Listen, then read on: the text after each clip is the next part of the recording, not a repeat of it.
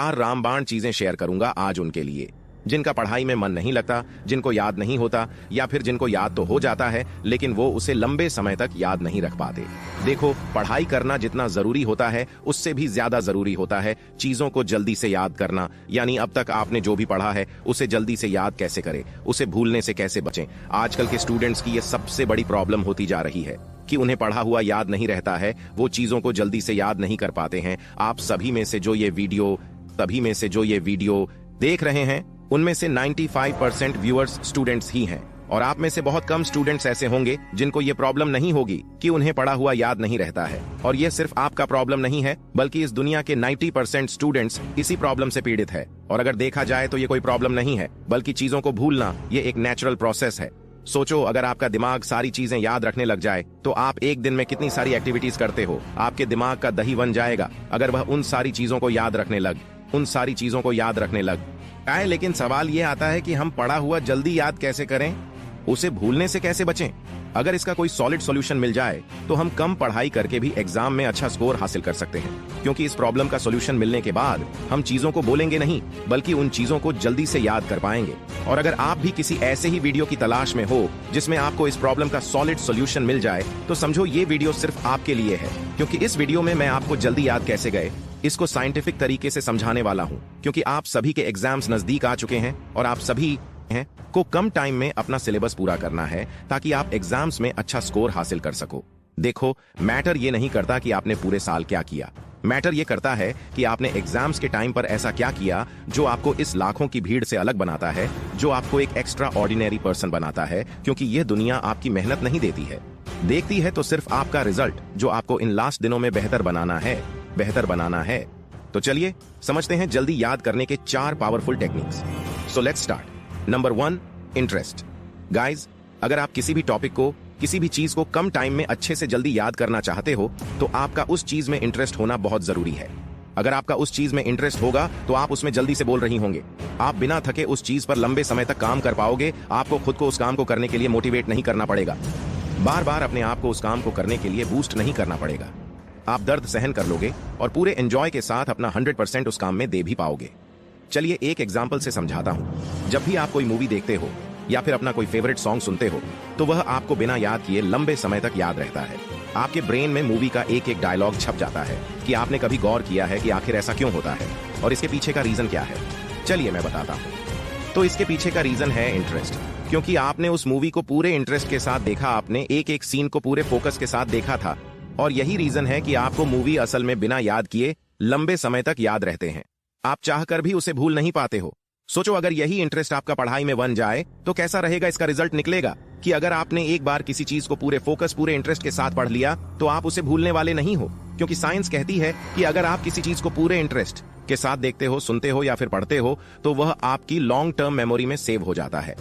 फिर आप उसे जल्दी से भूल नहीं पाते हो। तो सबसे पहले आपको अपने पढ़ाई में इंटरेस्ट बनाना हुआ। आप बोलोगे कि भाई हमारा तो पढ़ाई में बिल्कुल भी इंटरेस्ट नहीं है, हमें तो पढ़ाई बहुत बोरिंग लगती है, तो हम पढ़ाई में इंटरेस्ट कैसे बनाएं?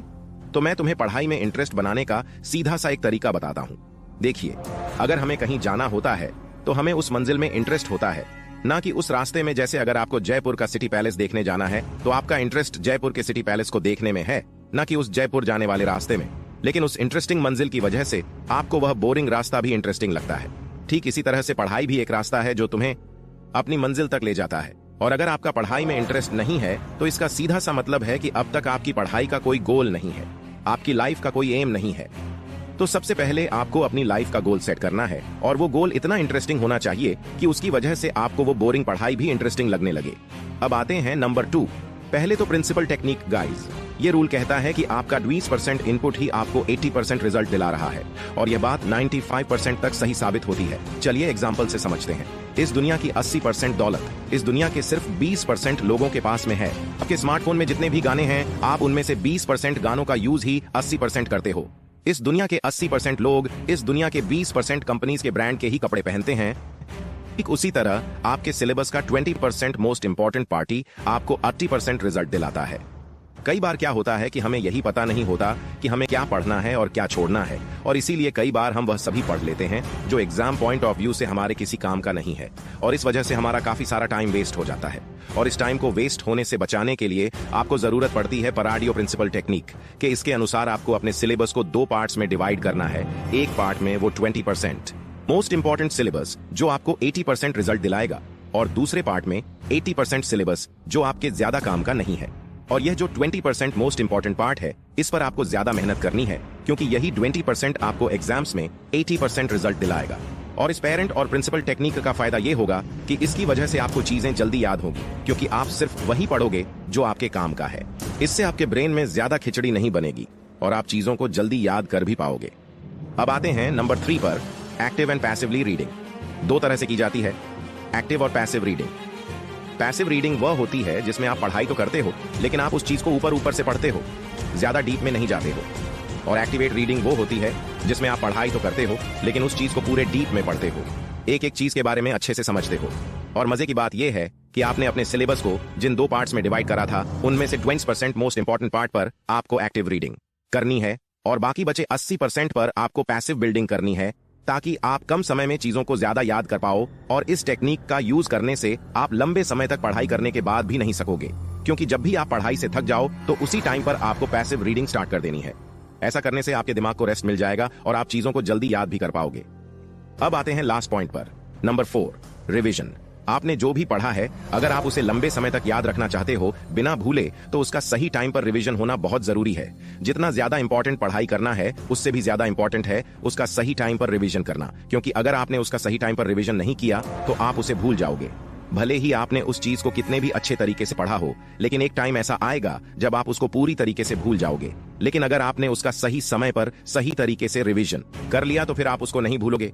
आजकल स्टूडेंट्स पढ़ाई तो खूब करते हैं, 10-10 घंटे, 12-12 घंटे, लेकिन वो उसका रिवीजन नहीं कर पाते। इस कारण उनको उस पढ़ाई का आउटकम नहीं मिल पाता है, और इतने घंटे पढ़ाई करने के बाद भी वो उस चीज को भूल जाते हैं। अगर उसका सही समय पर सही तरीके से रिवीजन कर लिया जाए तो फिर वह चीज आपकी लॉन्ग टर्म मेमोरी में सेव हो जाती है। फिर आप उसे आसानी से नहीं बोलते हो। अब मैं आपको रिवीजन करने का एक साइंटिफिक मेथड बताने वाला हूँ। अगर आप उसका सही तरीके से यूज करते हो तो मैं गारंटी देता हूं कि उसके बाद आप किसी भी चीज को लंबे समय तक याद रख सकते हो। तो इसके लिए आपको क्या करना है, आपने जो भी टॉपिक पढ़े हैं, आपको उसका फर्स्ट रिवीजन 24 घंटे के अंदर ही करना है, क्योंकि साइंस कहता है कि आप जो भी पढ़ते हो, जो भी सीखते हो, उसका 80% पार्ट 24 घंटे के अंदर ही भूल जाते हो। इसलिए आपको पास्ट रिवीजन 24 आवर के अंदर ही करना है, और फिर आपको सेकंड रिवीजन 3 दिन के बाद करना है, फिर आपको थर्ड रिवीजन 1 वीक के बाद करना है, and last and final revision आपको 21 दिन के बाद करना है। अगर आप इन चारों स्टेप्स को अच्छे से फॉलो करते हो तो फिर वह चीज लॉन्ग टर्म मेमोरी में सेव हो जाती है। फिर आपको वह चीज सालों तक याद रहती है। हो सकता है आपको सुनने में ऐसा लग रहा होगा कि भाई हम इतनी बार रिवीजन कैसे करेंगे, हमारे पास तो पढ़ने के लिए भी टाइम नहीं बचता। तो मेरे दोस्त, रिवीजन का मतलब होता है सिर्फ कीवर्ड्स को अपने दिमाग से रोककर निकालना। रिवीजन करने में ज्यादा टाइम नहीं लगता, इससे आप खाना खाते खाते या टहलते टहलते भी कर सकते हो। एक बार आप पूरे टॉपिक को अच्छे से पढ़कर रिवीजन कर लो, और फिर लास्ट बार आप रिवीजन अपने ब्रेन के अंदर ही कर लो, जिसको विजुअलाइजेशन कहते हैं। और अगर अब भी आपको ऐसा लगता है कि मेरे यह चीज अभी तक याद नहीं हुई है, तो एक बार आप फिर से उसको और देख लो। तो कुछ इस तरह से आप इन चारों स्टेप्स को फॉलो कर सकते हो। रिवीजन करने में कोई ज्यादा टाइम नहीं लगता। अगर आपने 1 घंटे तक पढ़ाई की है तो आप उसका रिवीजन सिर्फ 10 मिनट में अच्छे तरीके से कर सकते हो। आप रिवीजन से मत लड़ो, आप तो बस रिवीजन के चारों स्टेप्स को फॉलो करते रहो। फिर देखो आप किस तरह से एक एक चीज को याद रखने लग जाते हो, और आपके ये प्रॉब्लम तो हमेशा हमेशा के लिए खत्म हो जाएगी कि यार पढ़ा हुआ जल्दी याद नहीं होता है। तो गाइस, ये थी वो 4 टेक्निक्स जिनका यूज करके आप पढ़ा हुआ जल्दी याद कर सकते हो। और अगर आप इन चारों टेक्निक्स को सिर्फ 21 दिन भी फॉलो करते हो तो आपको अमेजिंग रिजल्ट्स देखने को मिलेंगे। इसलिए इन चारों टेक्निक्स को फॉलो जरूर करना। सिर्फ वीडियो देखने से कुछ नहीं होता है, वीडियो देखने के साथ साथ एक्शन भी लेना पड़ता है, तभी जाकर वीडियो में बताई गई बातें आपके लिए हेल्पफुल साबित हो सकती हैं। और हाँ, अगर आप अपने टाइम को अच्छे से मैनेज करके स्टडी करना चाहते हो ना, जिससे आपका टाइम वेस्ट ना हो,